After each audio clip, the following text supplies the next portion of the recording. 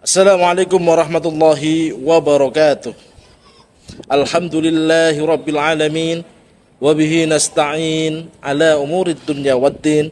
Wassalatu wassalamu ala ashrafil anbiya wal mursalin Sayyidina Muhammadin wa ala alihi wa sahbihi ajma'in. Amma ba'du. Qala Allah ta'ala fil Qur'anil Karim. A'udzu billahi minasy syaithanir rajim. Bismillahirrahmanirrahim. يا أيها الذين آمنوا كتب عليكم الصيام كما كتب على الذين من قبلكم لعلكم تتقون.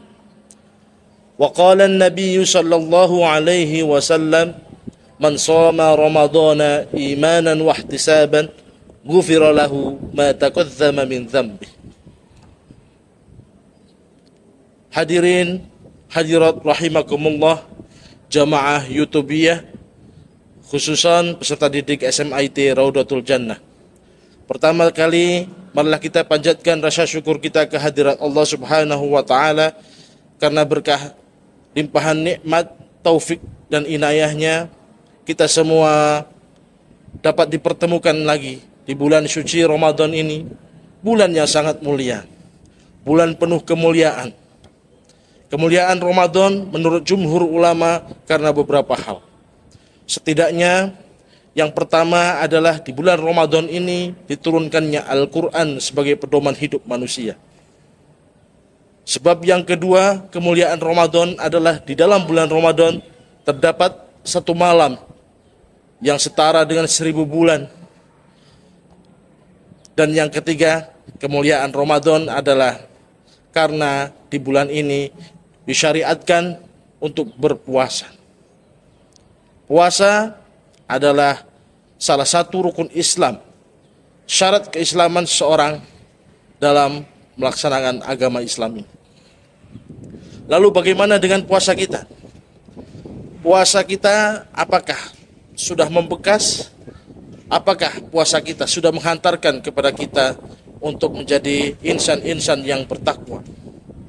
Atau justru sebaliknya, puasa hanya sekedar sebagai ibadah atau rutinitas tahunan, seremonial belaka, tanpa meninggalkan bekas dan kesan apapun.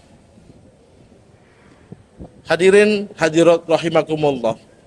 Lalu bagaimana agar puasa kita membekas, agar puasa kita mempunyai makna, sehingga lebih syukur-syukur lagi puasa kita dapat menghantarkan kepada tujuan puasa itu sebenarnya, yaitu menjadikan kita sebagai orang-orang yang bertakwa. Tentu kita kembali kepada rujukan kita, kepada suri tauladan kita, yakni baginda Nabi besar Muhammad sallallahu alaihi wasallam. Bagaimana Rasulullah melaksanakan puasa? Ada beberapa hal yang perlu kita ketahui ketika Rasulullah melaksanakan ibadah puasa.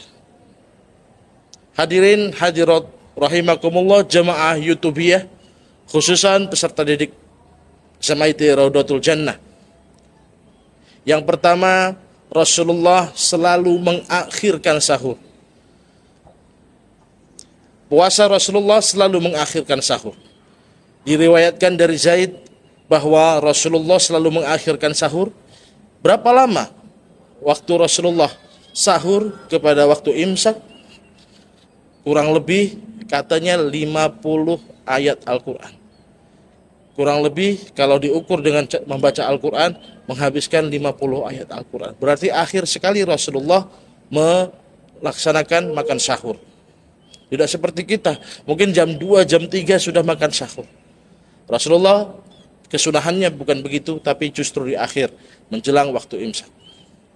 Yang kedua, Rasulullah berpuasa selalu mengawalkan, yaitu berbuka puasa. Rasulullah selalu mengawalkan waktu berbuka.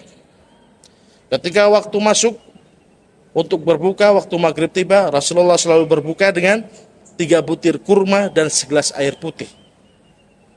Lalu Rasulullah bergegas untuk melaksanakan, pergi ke masjid untuk melaksanakan sholat berjamaah. Itulah yang harus kita tiru dari puasa Rasulullah. Kita kadang disibukkan dengan acara-acara, dengan seremoni-seremoni buka bersama, makanan yang begitu banyak dan mubazir, justru hilang daripada substansi pelaksanaan ibadah puasa itu.